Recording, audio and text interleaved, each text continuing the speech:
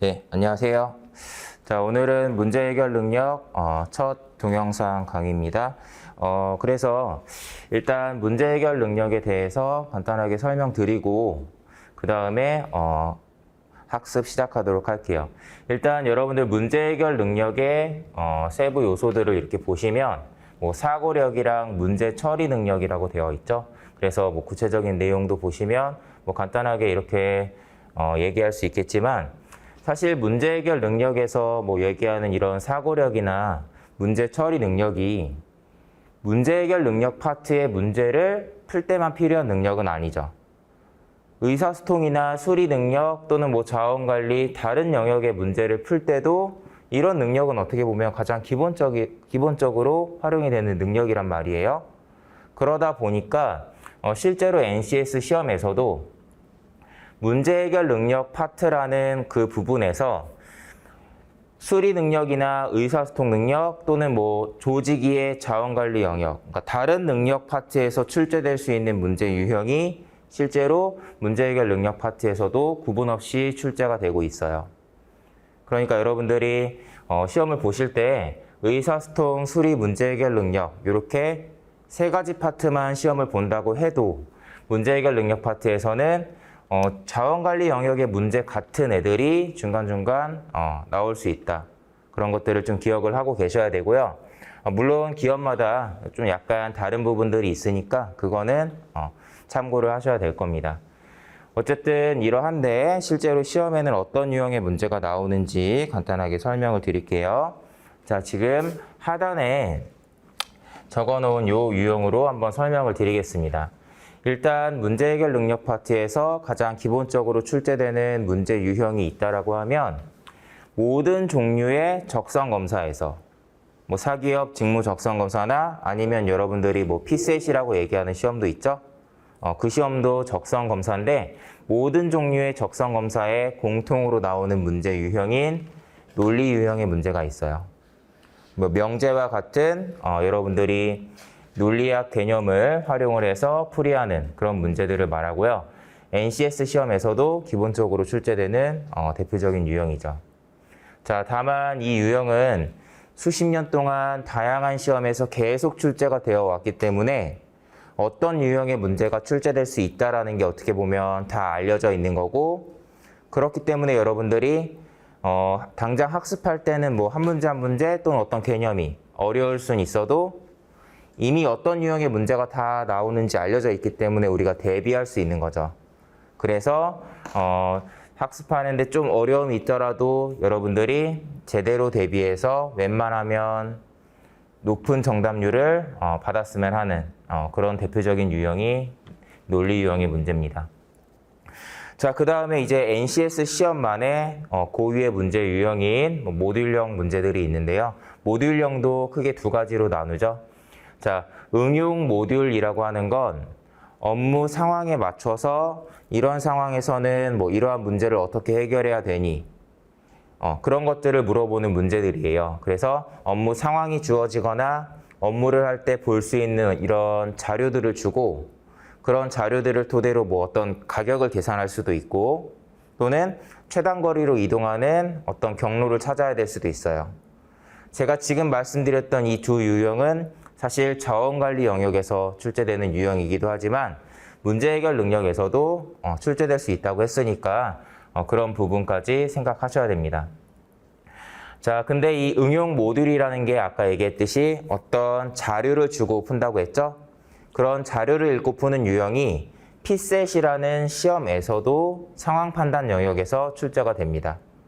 그러니까 우리가 흔히 피셋형 문제다, 피셋형 시험이다라고 하는 그런 시험에서도 뭐 응용 모듈형 문제들은 나올 수 있다라고 생각을 하시면 되고요. 자, 그 다음에 모듈 이론이라는 건 NCS 각 영역의 어떤 워크북에 나와 있는 이론적인 내용들을 말하는 거죠. 단순 암기형 문제를 말해요. 뭐 예전에도 말했었지만 이런 이론형 문제는 필기시험 직전에 웬만하면 학습을 하는 게 좋고 여기 나와 있는 순서대로 여러분들이 문제 해결 능력 대비를 하시면 되겠습니다. 다시 얘기하면 논리는 어떤 유형의 문제가 나온다가 정해져 있죠. 철저하게 대비해서 어떻게 보면 최대한 완벽하게 우리가 대비를 해야 하는 그런 애들이기 때문에 여러분들이 기본적으로 얘네를 먼저 정리하고 완성을 하는 게 좋아요. 그 다음에 응용 모듈이라고 하는 건 자료와 함께 보통 출제된다고 했는데 그 자료의 종류에 따라서 또 문제풀이가 다 달라지거든요. 그러니까 사실상 응용 모듈이라고 얘기하는 유형은 출제될 수 있는 모든 유형을 우리가 다 대비하고 시험을 볼 수는 없어요. 그러면 어떻게 하냐? 시험에 그동안 자주 나왔고 최근에도 출제됐고 하는 그런 빈출 유형들 있죠. 그런 애들 위주로 정리를 하시면서 유형 하나하나 이런 형태의 자료가 나오면 이런 방식으로 풀이하는구나라는 거를 최대한 하나하나 정리를 하시면서 학습을 하시고요. 다만 끝까지 100% 완벽하게 대비할 수는 없을 거예요. 출제 유형이 너무나 많으니까. 자, 어쨌든 이런 공부를 꾸준히 이렇게 하고 있다가 이론형 시험을 보게 된다 그러면 얘는 그때에 맞춰서 준비를 하는 게 맞겠죠. 평상시에는 어떻게 보면 이 앞에 두 개를 대비해야 된다. 이렇게 생각하시면 되겠습니다. 자, 이렇게 설명드리고 이제 바로 제가 먼저 설명드렸던 논리 유형의 문제들을 차례대로 알아보도록 하겠습니다. 자, 여러분들 교재에서는 14페이지부터 보도록 할 거예요. 네. 자, 일단 저희가 논리라는 걸 배우는데 제가 항상 이제 이런 부분을 강의할 때마다 하는 이야기지만 여러분들 논리라는 건 그리고 지금 여기 쓰여 있는 추론이라는 건 우리가 늘 하고 있는 거예요. 지금 이 순간 강의를 듣고 있는 여러분도 제 이야기를 듣고 어떤 생각을 하고 있죠? 또 지금 이 강의를 듣기 전에 우리가 뭐 길을 걸으면서 어떤 사람을 보고 어떤 가게를 보고 어떤 물건을 보고 여러분들이 나름 어떤 생각을 했을 거예요. 그런 것들이 전부 다 추론이거든요. 우리가 흔히 뭐 오목조목 이야기 잘하는 친구들 보고 뭐 논리적이다 뭐 이렇게 얘기도 하잖아요. 나름 우리가 논리적으로 생각하고 뭐 이야기한다라는 거 그거를 다 잘 알고 있어요. 다만 이제 그거를 여러분들이 99% 확실한 논리냐 100% 확실한 논리냐 그건 구분을 못 하거든요. 그러니까 그런 부분에 대해서 구분을 해야 되는데 다시 정리를 하면 논리라는 거, 추론이라는 건 우리가 일상생활에서 늘 해오던 거고 다 알고 있는 것들이에요. 그렇기 때문에 여러분들이 나름 갖고 있는 어떤 논리적인 판단 또는 어떤 추론 방식 이런 것들이 잘못되어 있을 수도 있는데 그런 것들을 따로 이렇게 짚어내지 않으면 늘 하던 대로 할 수밖에 없는 거죠. 그래서 완전히 새로운 걸 우리가 배운다고 생각하면 그냥 새로운 내용을 이해하고 그때부터 알면 되지만 늘 알고 있던 거, 늘 활용하던 거 그런 것들을 다시 정리하는 과정이기 때문에 제대로 정리하지 않으면 그냥 원래 하던 대로 할 수밖에 없는 그런 애들이니까 여러분들이 제가 설명하는 내용 중에 조금 이해가 안 되는 부분이 있는지 이게 맞나? 이런 생각이 드는 부분이 있는지를 잘 체크해 보시고 질문하실 게 있으면 또 질문할 수 있는 시간에 충분히 질의응답을 해서 정리를 하고 넘어가셨으면 좋겠습니다. 자, 일단 요 밑에 있는 걸로 한번 설명을 드려볼게요. 자, 추론은 이미 알려진 정보를 근거로 다른 판단을 이끌어내는 행위나 과정을 말한대요. 그래서 이미 알려진 그런 정보를 우리가 전제라고 하고요. 그런 전제들로부터 우리가 어떤 판단을 할 수 있겠죠? 그거를 결론이라고 하는 거예요. 아래 나와 있는 예제로 한번 볼까요? 비가 오면 소풍이 취소된다라는 이런 문장이 진실이고 그 다음에 실제로 비가 온다라면 비가 오면 소풍이 취소된다고 했는데 실제로 그날 비가 오는 거예요. 그러면 우리는 오늘 소풍 가기는 글렀구나. 소풍이 취소되겠구나 라고 판단할 수 있겠죠. 이런 게 바로 그냥 추론인 거고 이런 것들이 어떻게 보면 시험 문제로 이렇게 나온다라는 거죠. 자, 그런데 제가 여기 나와 있는 이야기를 간단하게 설명을 드릴게요. 추론의 방식에는 우리가 크게 두 가지가 있다고 해요. 여기 나와 있는 대로 뭐 귀납추론이랑 연역추론이라는 게 있는데, 귀납추론은 뭐 이렇게 뭐 논리적인 뭔가 용어를 쓰는 것처럼 설명이 나와 있지만 이렇게 이해하시면 돼요. 경험을 통해서 우리가 추론하는 사실들이 대체로 귀납추론이에요. 우유를 마셨는데 그날따라 배탈이 났어요. 그런 경험을 여러분들이 2번, 3번, 4번 반복하면 어때요? 우유를 마시면 배탈이 난다라는 그런 결론을 내리겠죠. 자, 그런데 대체로 이런 추론이 되게 합리적이고 실제로도 맞는 경우가 많지만, 여러분들이 실제로 우유를 마셨기 때문에 배탈이 난다라는 걸 100% 확신할 수 있나요? 어느 날은 우유를 마셨는데 배탈이 안 났다면, 이렇게 단 한 번의 발레가 있다면 우리가 먼저 내렸던 우유를 마시면 배탈이 난다라는 그 결론은 잘못된 거죠. 그렇기 때문에 귀납추론이라는 건 한 번의 발레만 있어도, 하나의 발레만 있어도 추론 자체가 잘못될 수 있다라는 이런 거고, 이 뒤에 나와 있는 내용은 뭐 이런 귀납추론의 발레로서 자주 나오는 뭐 내용들인데, 간단하게 설명드리면, 어떤 사람이 칠면조를 이렇게 사와서, 살아있는 칠면조를 사와서 이제 뭐 아침 9시가 되면 뭐 종을 치고 칠면조한테 음식을 주는 거예요. 파블로프의 개처럼 매일 이제 9시가 되면은 종을 치고 음식을 줘요. 그럼 칠면조가 처음에는 경계를 하다가 나중에는 9시만 되면은 종을 치고 나한테 밥을 주겠구나 이렇게 생각하죠. 그런 결론을 이렇게 경험을 통해서 내리지만, 이 칠면조가 1년 뒤에 추수감사절에 무슨 말인지 알겠죠? 닭이 삼계탕이 된 것처럼 잡혀가지고 죽었어요. 그러니까 이 칠면조는 그동안의 경험을 통해서 귀납적으로 아침 9시에는 종을 치면은 나에게 밥을 주겠구나 라고 이렇게 생각을 했지만, 그 어느 날에는 종을 치고 칠면조를 잡아와서 잡아버린 거죠. 잡아먹은 거죠. 이렇게 단 한 번의 발레만 있어도 그동안의 추론이 의미가 없어진다라는 뭐 그런 대표적인 예시고, 흑조 이론도 사람들이 이제 백조만 있다고 생각을 했는데, 사실 전 세계에 백조라는 그 어떤 뭔가 그 새의 어떤 종이 전부 다 흰색 새인지를 다 확인할 수는 없잖아요, 우리가. 근데 수백 마리, 수천 마리, 수만 마리까지 봤는데 전부 다 흰색 새였어. 백조가 전부 다 흰색이었어.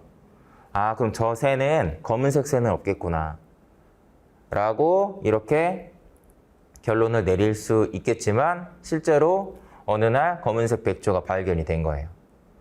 아, 그러면 백조라는 말 자체가 약간, 물론 색깔을 이렇게 담은 말이지만 그 새의 한 종류는 흰색만 있다라는 건 잘못된 거죠.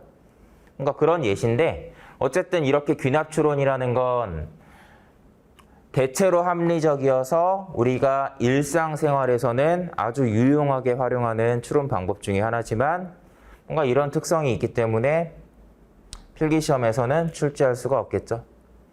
여러분들이 귀납추론을 이용해서 문제를 풀기가 어렵다는 뜻이에요. 왜냐? 그동안 여러분들이 살아오면서 겪었던 그런 경험을 통해서 추론하는 게 귀납추론인데, 사람들마다 경험이 다를 거 아니에요. 나는 우유를 마셨는데 배탈이 났어. 나는 배탈 안 났는데? 그럼 우유를 마셨을 때 배탈이 나냐 안 나냐에 대해서 다르게 결론을 내리겠죠? 그러니까 귀납추론이 필기시험에서는 그냥 거의 활용이 안 된다, 이렇게 생각하시면 되고, 그러면 필기시험에 활용되는 추론은 뭐냐? 연역추론이라는 건데, 이 연역추론의 특징은 뭐냐면 얘네들은 일정한 형식을 띄어요. 무슨 말이냐? 여러분들 이 밑에 나와 있던 이 예시에 소풍, 그리고 취소된다, 비가 온다, 이런 지금 3가지 요소가 등장하죠. 근데 이 형식을 그대로 유지한 채 여기에 나오는 요소를 바꿔도 그대로 추론이 돼요. 예를 들면 눈이 오면 소풍이 취소된다. 그리고 실제로 눈이 온다. 이 비라는 것만 눈으로 바꿔도 어때요? 실제로 소풍이 취소된다는 결론이 똑같이 나오죠. 얘네들이 일정한 이런 형식을 띠고 있고 여기에 나오는 이런 요소들이 동일하게 이렇게 뭔가 바뀐다면 비가 오면 산책을 하지 않는다. 산책을 하지 못한다라는 결론이 나오겠죠? 그렇게 바꿔도 항상 참이 돼요. 그런 애들이 이제 연역추론이라는 건데 자, 전제가 참이면 결론은 필연적으로 참일 수밖에 없어요. 그래서 이런 것들을 이용해서 우리가 문제풀이를 하게 되고 문제에서는 대체로 전제를 주고 이걸로부터 우리가 추론할 수 있는 필연적으로 참이라고 할 수 있는 결론이 뭐냐라는 그런 질문을 많이 던지는 거죠. 자, 그러면 우리가 앞으로 이제 추론이라는 거에 대해서 뭔가 논리학의 개념들을 이제 하나하나 배우게 될 텐데 그것들은 여러분들 채용 필기시험에서는 연역추론이라는 걸 배우는 거다라고 생각을 하시면 됩니다. 참고로 제가 이제 논리학 개념들을 또는 기호들을 활용해서 설명을 드릴 텐데 여기도 나와 있지만 여러분들 논리학은 깊게 파고 들어갈수록 어려워요. 그래서 채용 필기시험 수준에 맞게 제가 설명을 드릴 거고요. 그러다 보니까 아주 일부 논리학에서 얘기하는 용어랑 살짝 다른 얘기가 있을 수도 있고 엄밀하게 따지면 논리학적으로 막 철학적으로 깊게 따지면 또 이건 틀릴 수도 있는 뭔가 그런 이야기가 섞여 있을 수는 있지만 채용 필기시험 수준에서는 그냥 제 이야기대로 판단하고 풀이하시면 아무런 무리가 없을 겁니다. 그리고 여러분들도 논리학을 파고 들어간다라는 느낌으로 어려운 학문을 공부한다라는 느낌으로 가기보다는 그냥 필기시험에 합격하기 위해서 알아야 되는 개념들을 정리한다. 그냥 그런 식으로만 생각을 해주시면 돼요. 자, 아래 나와 있는 거 명제라는 거부터 설명을 하겠습니다. 자, 14페이지 중간부터죠. 자, 여러분들 우리가 명제라는 건 고등학교 때 아마 학교 수업 시간에 잠깐 이렇게 배우게 될 거예요. 자, 그래서 명제라는 거에 대해서부터 우리가 이제 학습을 하게 될 거고 한번 같이 봅시다. 자, 여러분들 명제라는 건 뭐 간단하게 얘기하면 필기시험에서 여러분들이 문제풀이를 할 때 보게 되는 어떤 조건, 정보, 뭐 단서, 뭐 그러한 어떤 문장을 말해요. 근데 엄격하게는 자, 명제라는 건 참인지 거짓인지 일치된 판단을 할 수 있는 그런 문장을 말한다. 뭐 이렇게 나와 있죠. 자, 이게 뭐냐면 어떤 특정 문장에 대해서 여러분들이 어떤 특정 문장에 대해서 예를 들면 아까 예를 들었던 우유를 마시면 배탈이 난다라는 이 문장에 대해서 누구는 그렇다고 생각하고 누구는 그렇지 않다라고 생각하면 우유를 먹으면 배탈이 나니까 어떻게 해야 돼. 이런 식으로 뭔가 남을 설득하는 말은 누구에게는 통하겠고 누구에게는 통하지 않겠죠.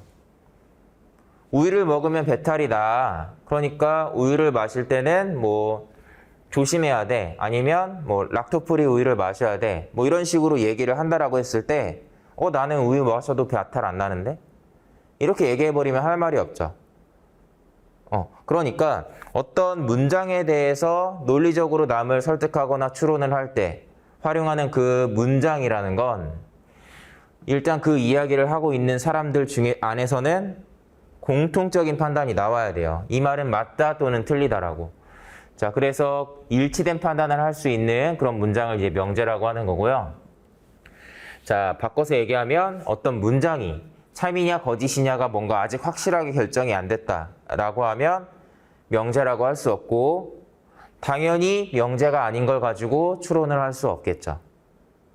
여러분들이 나중에 진실게임이라는 유형을 풀게 돼요.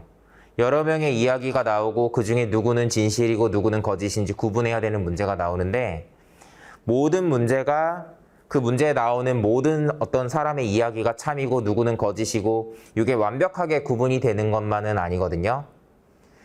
결국에는 아직도 그러니까 문제를 풀었을 때 답이 나왔어도 결국엔 누가 참인지 누구의 말이 참인지 거짓인지가 확정이 안 되는 애들도 나와요.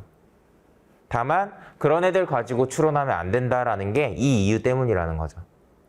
그래서 진실게임 문제를 풀 때도 어떤 문장이 확실하게 참인지 확실하게 거짓인지를 구분하는 것에서 문제풀이가 시작되는 거예요.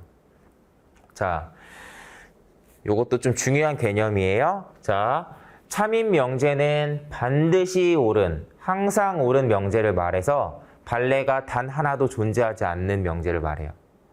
반대로 거짓인 명제라고 하면 그 명제의 내용에 대해서 자, 반례가 하나 이상 존재하는 그런 명제를 말합니다. 자, 여기 예시를 잠깐 보면 자, 모든 청소년은 정직하다라는 이런 명제가 있을 때, 뭐 이런 문장이 있을 때 이 명제가 참이라면 정말로 하나의 예외 없이 모두가 정직하다라는 뜻이고, 이 말이 만약에 거짓말이라면 모든 청소년이 정직하지 않다라는 게 아니라 정직하지 않은 청소년이 적어도 한 명 있다라는 의미예요. 물론 2명일 수도 있고 3명일 수도 있고 실제로 전부 다 정직하지 않을 수도 있지만 1명 이상이라도 존재하면, 1명이라도 존재하면 그냥 거짓이라고 하는 겁니다. 자, 반면 자, 여러분들 명제라는 건 자, 참인지 거짓인지 구분이 되는 애라고 했는데, 그렇기 때문에 명제라는 건 꼭 참 아니면 거짓 둘 중에 하나예요. 그러니까 여러분들이 참인 명제를 부정하면 그 명제는 거짓인 명제가 되고요. 거짓인 명제를 부정하면 참인 명제가 되는 거예요. 이런 부분은 저희가 다음에 한번 명제의 종류에 따라 자세히 살펴보도록 하겠습니다. 하단에 나와 있는 것들 다 한번 읽어보시고요. 자, 오른쪽 15페이지에 명제의 종류로 넘어갈게요. 네, 자, 보겠습니다. 자, 우리가 그러면 명제를 이용해서 이제 추론을 해야 되는데, 이 명제라는 것도 여기 1번 뭐 가원 명제, 뭐 2번 뭐 전칙 명제, 뭐 나중에 뒤에는 선언 명제, 뭐 연언 명제 이렇게 종류가 다양해요. 자, 종류가 다양하다, 그 종류를 구분할 수 있다라는 건 이 명제들이 뭔가 다른 형식이나 다른 형태를 띈다는 거고 활용도 다르다는 뜻이죠. 그러니까 여러분들이 일단 어떤 문장을 봤을 때 얘는 가언 명제야 또는 다른 명제야, 이런 명제의 종류를 확실하게 구분할 수 있어야 올바른 추론을 할 수 있는 거예요. 제가 비유를 하자면 항상 뭐 이런 식으로 비유를 드는데, 예를 들면 여러분들 간단한 사칙연산 3 곱하기 4는 12죠. 자, 그런데 여러분들이 명제의 종류를 잘못 파악하면 마치 이런 거예요. 3 곱하기 4를 하는 게 아니라 3 더하기 4를 해버리는 거죠. 왜? 가언 명제냐에 따라서 또 이후에 배울 다른 명제냐에 따라서 활용하는 규칙이 달라요. 가언 명제는 이런 식으로 활용하고 뭐 정언 명제는 어떤 식으로 활용하고 이 규칙이 다르거든요. 규칙이 다른데 여러분들이 가언 명제를 다른 명제로 착각하고 또 다른 명제를 가언 명제로 착각을 한다면 마치 이런 단순한 계산에서 곱셈이랑 덧셈을 착각한다는 뜻이에요. 당연히 제대로 된 결론이 나올 수 없겠죠. 그러니까 명제가 일단 나오면 어떤 종류의 명제인지 구분을 잘 하셔야 된다는 겁니다. 자, 한번 보도록 할게요. 자, 첫 번째. 자, 가언 명제 조건문이라고 써둔 건데요. 실제 시험에 가장 많이 나오는 애라고 생각하시면 돼요. 자, 일단 명제 자체가 이렇게 만약 P이면이라는 조건에 해당하는 부분이랑 그러면 Q이다라는 결론, 결과에 해당하는 부분으로 뭔가 이렇게 딱 나뉘는 그런 형태를 띠고요. 이런 애들을 논리학에서는 기호로 이런 식으로 표현합니다. P, 화살표, Q. 자, 이렇게 표현하고요. 제가 여기다가 동치라고 적어 놓은 건 뭐냐면 동치라는 건 제가 하단에 뭐 다 이렇게 정리를 해 놨지만 동치라는 건 어떤 두 문장이 동치이다. 이 뜻은 모든 상황에 대해서 참이 되는 상황, 거짓이 되는 상황이 동일하다라는 뜻이에요. 두 문장이 있는데 이 두 문장이 각각 참이 되는 상황이 있고 거짓이 되는 상황이 있겠죠. 그게 완벽하게 일치할 때를 동치라고 표현하는데 뭐 이렇게 뭐 논리적으로 생각할 필요는 없고 여러분들 채용 필기 시험에서는 동치인 명제가 있다라고 이렇게 얘기하면 그냥 얘랑 같은 뜻이다. 표현은 다르지만 같은 뜻이다 라고 이렇게 이해를 하시면 됩니다. 자, 좀 마저 설명을 해볼게요. 자, 여러분들 이 화살표라는 건, 이 화살표 기호는 여기도 쓰여 있지만 P인 사실이 Q라는 사실을 함축한다라는 뜻이에요. 자, 그래서 P라는 조건이 성립되면 곧 Q라는 일이 일어나겠구나 이렇게 생각할 수 있다는 뜻이니까 자, 비가 오면 소풍이 취소된다고 했죠. 실제로 비가 와요. 그럼 우리가 어떻게 생각해요? 소풍이 취소되겠구나 생각하죠? 비가 온다라는 사실이 소풍이 취소된다라는 사실을 곧 의미하죠. 민용아 소풍 잘 다녀왔어? 라고 누가 물어봤을 때 제가 그날 비 왔잖아. 이렇게 얘기한다면 소풍이 취소됐다는 얘기를 다르게 말한 거죠. 비가 왔다라고만 얘기했지만 곧 취소됐다는 얘기구나 라는 의미로 우리는 해석할 수 있으니까 이걸 이제 함축한다라고 표현하는 건데 그런 의미를 생각해 보면 P일 때 Q이다 같은 이런 문장도 똑같이 이렇게 표현할 수 있는 거예요. 비가 올 때 소풍이 취소된다. 사실 뭐 조금 표현을 바꾼 거지만 우리는 똑같이 받아들이죠? 별다른 표현은 아닙니다. 다만 시험에서는 P이면 Q이다라는 형태로도 P일 때 Q이다라는 형태로도 문장이 나오니까 얘도 어떻게 보면 이렇게 똑같이 가원 명제로 받아들이셔야 돼요. 그리고 여기 쓰여 있는 이런 물결 표시, 요거는 이게 아니다라는 뜻입니다. 부정할 때 쓰는 말이에요. Q가 아니다, P가 아니다. 이런 의미예요. 자, 그리고 넘어가 봅시다. 중요한 게 바로 아래 있는 가원 명제의 역, 이, 대우. 요거예요. 자, 보세요. 여러분들 P이면 Q이다라는 이 문장이 자, 가장 기본적인 형태의 가원 명제죠. 이 명제의 역이에요. 두 번째가. 자, 앞에 걸 뭐 전건, 뒤에 걸 뭐 후건 뭐 이렇게 얘기하는데 전건과 후건을 바꾼 거예요. 역으로 이렇게 위치를 바꾼 거죠. 자, 뭐 조건과 결론을 뒤집었다고 생각을 하셔도 돼요. 그 다음이 이 가원 명제의 이예요. 이거는 상태를 바꿨다고 생각하시면 돼요. P를 not P로, P가 아니다. 그리고 Q를 not Q로 이렇게 바꾼 거죠. 그리고 이거를 대우라는 용어를 쓰는데 용어가 조금 헷갈릴 수도 있고 뭔가 이런 용어까지 외워야 되나 싶으실 수도 있지만 여러분들이 용어를 어쨌든 정확하게 기억을 하셔야 나중에 머릿속에서 끄집어내기도 편해집니다. 자, 보겠습니다. 자, 여러분들 여기에 제가 예를 한번 들어볼게요. 자, 여러분들 70점을 넘기면 시험을 봤는데 평균 70점을 넘기면 저희 부모님이 저한테 선물을 사주신다고 했어요. 제가 하도 공부를 안 하니까 제가 중학교 때 저희 부모님이 이번 시험 70점 이상 받으면 선물 하나 사줄게 이렇게 약속을 하시는 거예요. 흔히 하는 약속 중에 하나죠. 자, 근데 이런 약속이 도대체 어떤 상황에서 진실이 되냐 거짓이 되냐라는 거예요.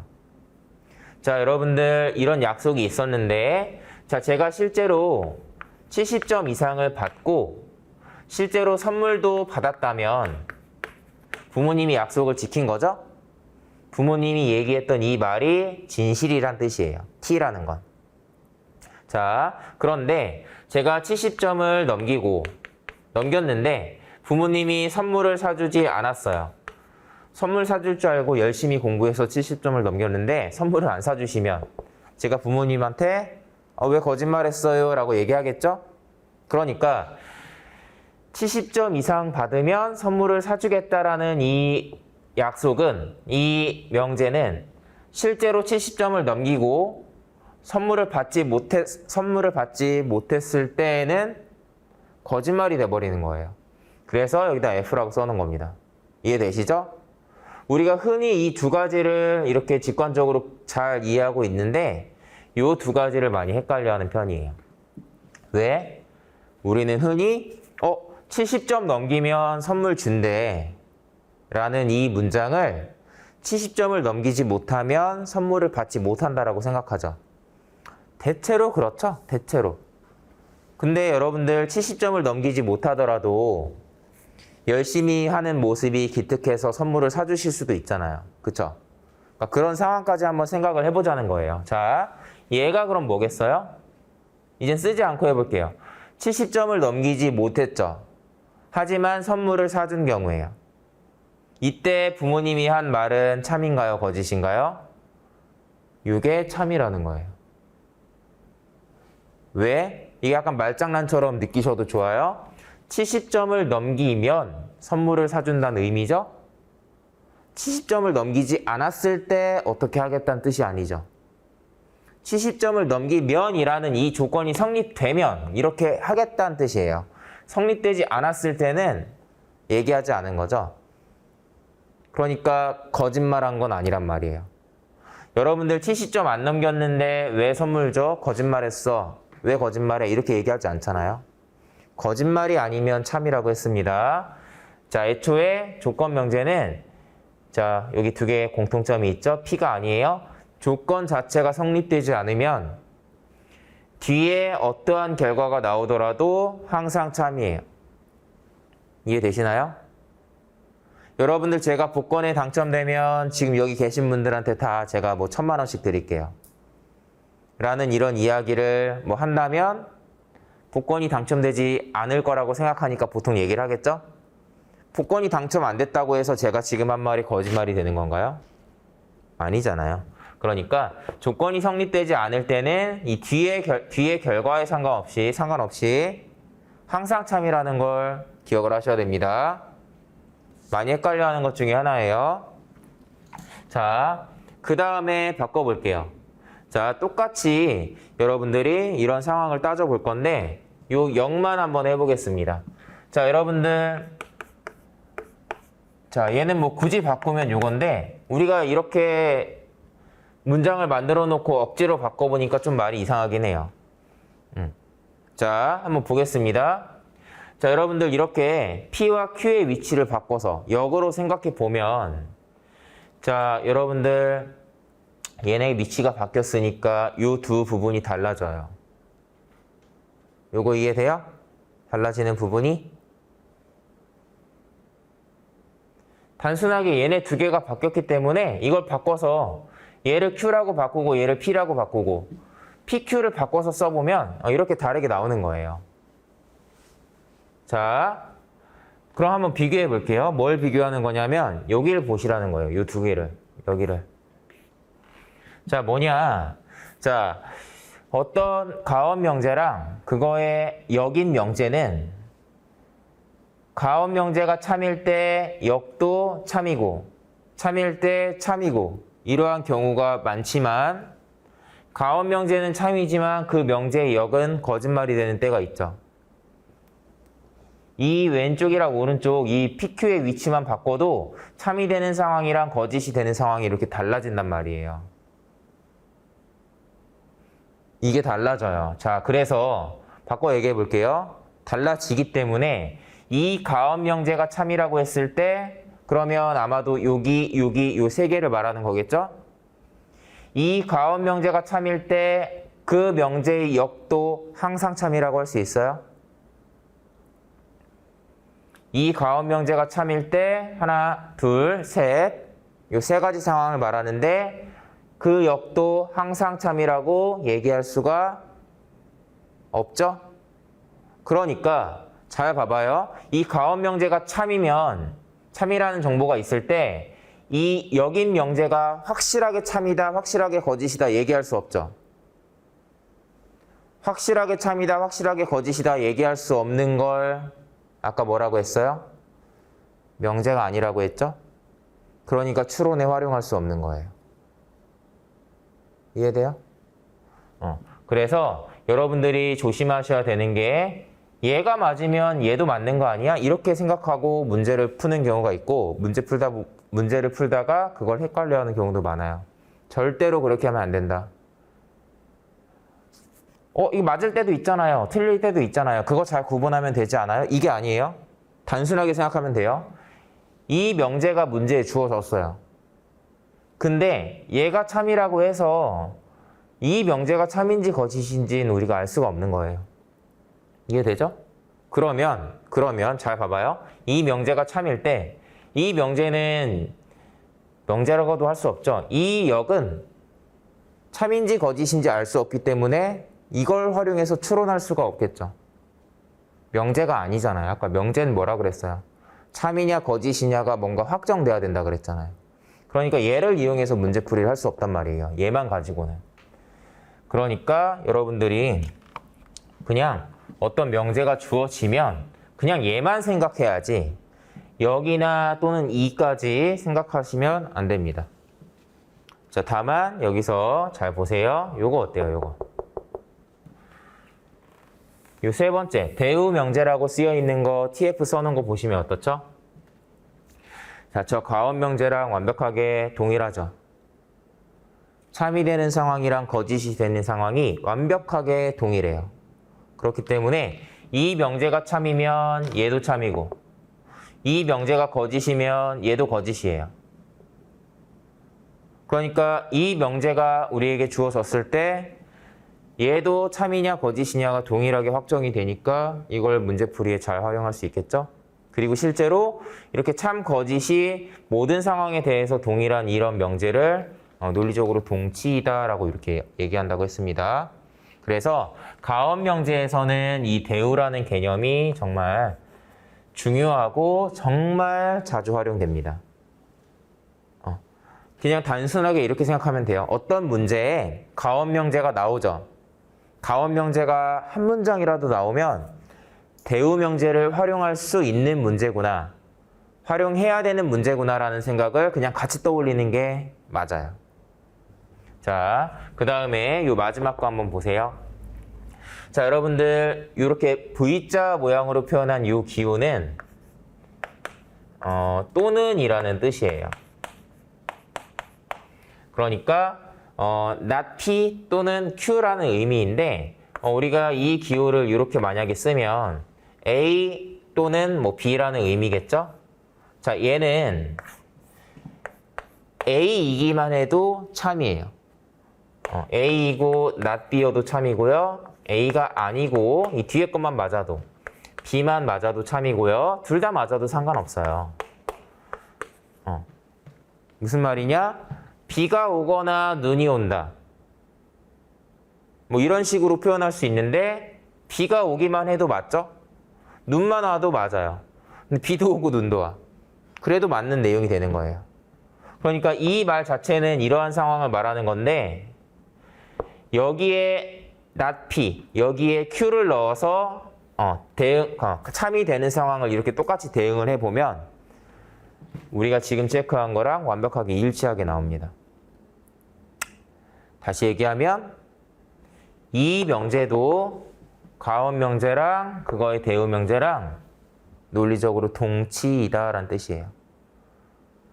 이것까지는 여러분들 문제풀이에서 많이 생각을 못하는 편인데 어떤 문제는 이 개념을 또 알고 계셔야 풀이할 수 있는 문제가 있어요. 많이들 모르는, 헷갈려하는 또는 자주 까먹는 그런 것들 중에 하나니까요. 꼭 유념해 두시고 뭐 복습할 때 사실 대우라는 건 여러분들이 앞으로 문제를 풀어보면 수십 번 활용을 하기 때문에 잘 안 까먹어요. 계속 반복해서 나오니까. 근데 얘는 종종 나오는데 종종 나오기 때문인지 많이들 까먹습니다. 표시 잘 해두시고 학습하실 때 잘 참고하셨으면 좋겠어요. 네.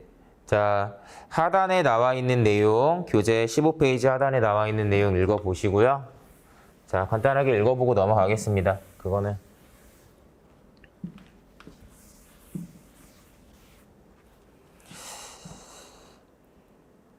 네, 자, 바로 다음 페이지로 갑시다. 가언적 3단 논법 볼게요. 자, 16페이지 가언적 3단 논법 보겠습니다. 자, 일단 이러한 가언 명제를 활용해서 우리가 추론을 한다면 어떤 식으로 활용하는지, 어떤 규칙을 많이 활용하는지를 한번 보여드릴게요. 자, 가언적 3단 논법 볼게요. 자, 전제로서 P이면 Q이다라는 명제랑 Q이면 R이다라는 명제가 있으면 뭐 이런 결론이 나온다라는 내용이에요. 자, 비가 오면 배를 띄울 수가 없대요.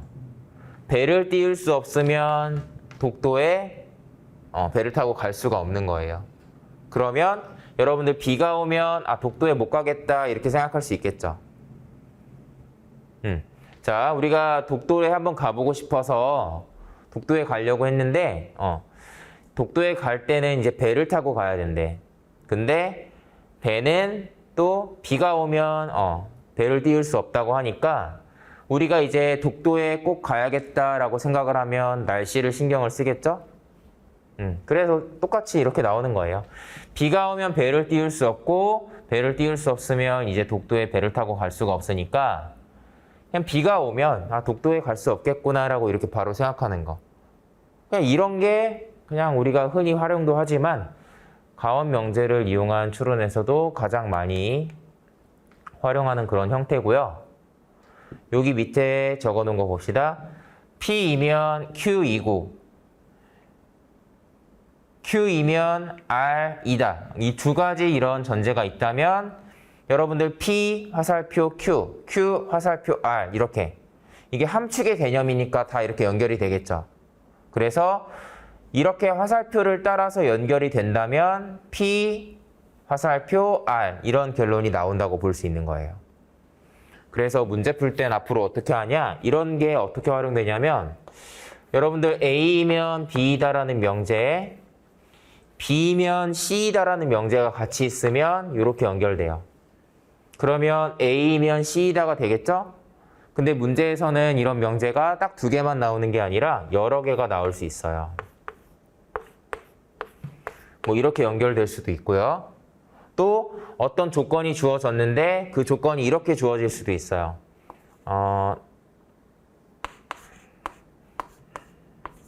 자, 이렇게 조건이 주어질 수도 있어요. 자, 여러분들 이 명제의 대우 명제가 뭐죠? 대우 명제는 뭐였어요? 앞에 거랑 뒤에 거 위치를 이렇게 바꾸면서 부정을 다시 하는 거예요. 그러니까 이거의 대우 명제는 동치인 명제를 이렇게 석삼차처럼 표현합니다. 얘가 되겠죠. 그러니까 이런 조건이 주어져도 대우 명제를 생각해서 그러면 이렇게 연결해야지라고 생각을 하는 거예요. 이런 식으로 연결해서 풀 수 있어야 되고요. 자, 그러면 우리가 뭔가 여러 가지 전제가 이렇게 뭐 연결이 되었다. 나뭇가지처럼 막 이렇게 뻗어나가면서 연결이 됐다라고 하면 여기에서 여러분들 B면 F가 아니다. 이렇게 얘기할 수 있나요? 화살표 방향을 따라서 B이면 F가 아니다까지 연결이 되면 그런 명제가 3이라고 하는 거예요. 자, 그런데 예를 들면 여러분들 D이면 E이다 얘기할 수 있나요? D에서 E까지 화살표를 따라가는 경로가 나올 수가 없죠. 여기가 화살표 방향이 다르니까. 그러니까 여기에서 이렇게 E까지 연결할 수 있는 방법이 없기 때문에 D이면 E다라는 이런 결론은 지금 이 그림 상태에서는 나올 수 없는 결론이죠. 뭐 이런 식으로 판단을 하는 문제가 이제 출제가 될 거예요. 그래서 여기 써놓은 것처럼 가원 명제를 활용한 문제를 풀 땐 여러분들이 그 명제들을 다 따로따로 보는 게 아니라 한눈에 비교할 수 있게 이렇게 화살표를 연결해 가면서 정리하실 수 있으면 좋겠습니다. 자, 그 내용인데 자, 바로 아래에 있는 거 부정까지 설명하고 이제 문제풀이로 좀 빨리 가봅시다. 자, 가원 명제의 부정. 자, 사실 단순해요. 자, 뭐냐? 여러분들 민용이는 바보이다라는 명제가 있어요. 민용이는 바보이다라는 명제가 있는데 이 명제가 거짓말이면 사실 무슨 뜻이죠? 민용이는 바보가 아니다가 참이 되겠죠? 어떤 문장이 거짓이라면 그 문장을 부정하면 참인 문장이 나오죠. 약간 그런 개념으로 이해하시면 되는데 뭐냐? P이면 Q이다라는 명제가 있어요. 이 명제 자체를 부정해버리면 이 명제의 반대 상황이 나오는 거예요. 이해되시죠? 자, 그래서 우리가 아까 한 거랑 똑같아요. P이면 Q이다라는 명제가 여러분들 언제 거짓말이었어요? 우리 앞에서 봤잖아요. 진리표 그릴 때 봤죠? P이면 Q이다라는 명제는 P이고 Q가 아닐 때 거짓말이죠? 그러니까 이 명제의 정반대인 상황이 얘이다라고 이렇게 이해하시면 돼요. 이 명제를 부정하면 얘가 나온다라고 이해하시면 되는 거죠. 자, 대우명제예요. 대우명제를 부정해도 똑같이 바뀌어요. 요것도 설명을 한번 해야겠네. 요거는 그리고라는 뜻이에요. 그리고. 근데 여러분들 A 그리고 B나 이것도 좀 이따 설명할 건데 A 그리고 B나 B 그리고 A라는 건 같은 말이죠. 비가 오고 눈이 온다. 눈이 오고 비가 온다. 같은 거 아니에요? 그리고라는 이 기호로 연결되어 있는 이런 애들은 순서가 상관이 없어요. 그래서 얘네도 순서를 이렇게 바꿔보면 요거랑 똑같아지죠?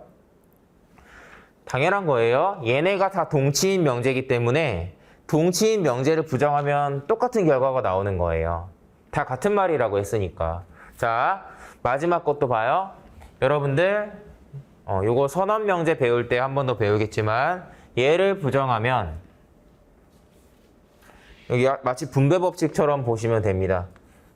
이중 부정이 되니까 P가 아닌 게 아니다. 그러니까 P가 되는 거예요. 요것도 Q이다를 부정하니까 not Q가 되는 거고요. 또 요것도 자, 또는을 부정하면 그리고가 된다. 뭐 이런 얘기를 옛날에 배워서 뭐 기억을 하실 수도 있는데 그래서 얘도 이렇게 바뀐다라고 생각을 하시면 됩니다. 약간 그 분배법칙 우리가 수학 문제 풀 때 마이너스 부호를 이렇게 분배법칙 하는 거랑 비슷한 거예요. 자 보겠습니다. 요 중간에 나온 요 내용은 여러분들 나중에 진실게임 문제 풀 때 힌트가 될 내용인데 무슨 말이냐. 자, 여러분들 P이면 Q이다라는 명제가 참이어도 우리 아까 봤지만 참인 상황이 많았죠. 자, 여기 다시 봐봐요.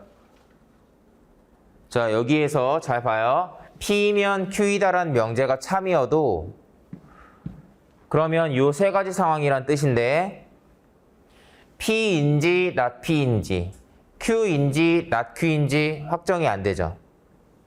그러니까 이 가원 명제가 참이라고 해서 우리가 뭐 P이다, Q이다 이런 식으로 뭔가 확정을 지을 수가 없다는 뜻이에요. 그러니까 우리가 이런 것들을 가지고 문제를 풀 때 특히 참거짓을 따지는 문제를 풀 때 이런 가원 명제가 주어지고 가원 명제가 참인 것이라고 뭔가 정보가 나온다 하더라도 그것만 가지고는 P인지 not P인지 Q인지 not Q인지 절대로 알 수가 없어요. 그래서 진실게임 문제에서는 가원 명제를 활용하기가 조금 어렵죠. 다만 반대로 이 가원 명제가 거짓말이 되는 상황은 딱 하나 이걸로 특정이 되거든요. P이고 not Q인 걸로 특정이 되기 때문에 진실게임 문제에서 이런 애를 우리가 가원 명제가 거짓말이면 이런 식으로 이해하고 풀면 되겠다 라고 판단하고 활용할 수 있는 거죠. 네, 자 아래에 나와 있는 것까지 한번 봅시다. 자, 여러분들 연습 삼아서 자, 이 교재 16페이지 하단에 나와 있는 요거 기호로 바꾸는 거 한 번만 연습을 해보세요. 자, 제가 2번을 해볼게요. 여러분들은 나머지는 한번 스스로 해보세요. 자, D가 도착했다면 그냥 이렇게 쓰는 거예요. D가 도착했다라는 거를 뭐 이렇게 그냥 저는 요 기호로 표현하고 도착하지 않았다라는 걸 표현해야 되니까 이번에는 부정 기호가 들어가서 이렇게 기호를 나타내는 거죠. 자, 이걸 대우명제로 바꾼다. 얘가 앞으로 나오면서 부정이 되어야 돼요. 얘를 부정해야 되죠. 대응명제는 이거예요. 그 다음에 얘를 이렇게 바꾼다면 조건이 성립하지 않거나 A이다. 뭐 이렇게 바뀌겠죠? 요걸 잘 못하는 편이니까 좀 신경 쓰시고요. 또 하나. 자, 여러분들 요거 4번 봅시다. 4번. 4번은 어떻게 나타낼까요? 자, 이거 잘 이해해야 돼요. A가 먼저 나와 있다고 꼭 A를 앞에 쓰고 뭐 뒤에 뭐 나와 있는 거 뭐 B로 쓰고 막 이런 게 아닙니다. 잘 보세요. 자, A를 위촉할 때만 B를 위촉한다라고 하죠. 그 말은 잘 생각해 보세요. A를 위촉하지 않으면 어떻게 된다는 뜻이죠? A를 위촉하지 않으면 얘도 위촉하지 않는다는 뜻이죠. 이렇게 직관적으로 이해가 되면 얘가 기호로 이렇게 표현된다라는 거를 기억을 하셔야 돼요. 어떻게 보면 문장 자체에는 부정 표현이 없지만 우리가 해석할 땐 이렇게 해석을 하는 거죠. 다만 얘를 대으로 바꾸면 다시 이렇게 바뀌고요. 요건 안 해도 되겠죠? 자, 그 다음 마지막 것도 이렇게 표현해요. 비가 오거나 또는 눈이 오면 산책을 하지 않는다. 뭐 이런 식으로 표현할 수 있겠죠? 네, 그래서 기호를 일단 바꿀 수 있어야 되는데 이걸 굳이 왜 하냐?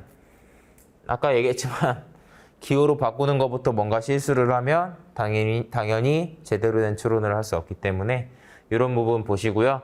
이 4번은 특히나 많이들 헷갈려하는 것 중에 하나니까 꼭 기억을 해두셨으면 좋겠습니다. 나온 김에 3번까지만 다 쓰면 3번은 그냥 그대로 이렇게 표현하는 거예요. 네, 자 일단 여기까지 설명하고요. 여러분들 잠깐 쉬었다가 문제풀이 바로 한번 해보겠습니다. 네, 10분 쉬었다가 진행하겠습니다.